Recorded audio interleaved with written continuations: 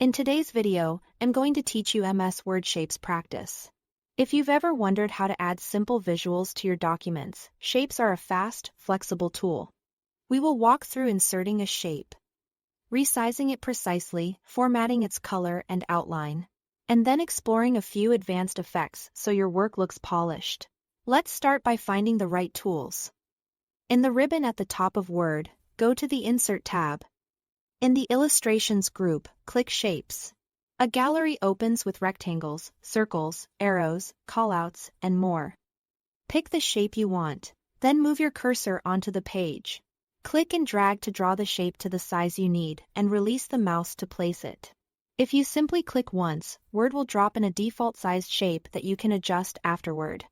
If you prefer a perfect square or circle as you draw, hold the Shift key while dragging so the proportions stay locked.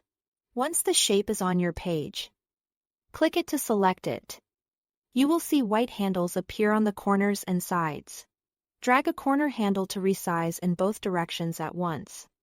Drag a side handle to stretch just that side. To maintain the exact proportions while resizing, press and hold Shift as you drag. If you make a change you don't like, simply undo and try again until the size feels right for your layout. With the shape selected, a new tab called Shape Format appears on the ribbon. This is where the fun styling happens. Use Shape Fill to change the background color of the shape. You can pick a theme color, choose a standard color, or even set no fill for a transparent look. Next, use Shape Outline to control the border.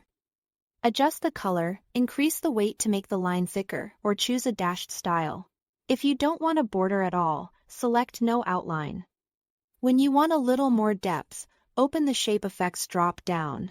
Here you can add a soft or dramatic shadow, give the edges a bevel for a chiseled look, or try 3D rotation for a more dimensional feel.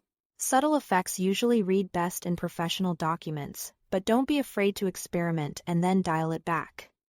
That's it. Thanks for watching.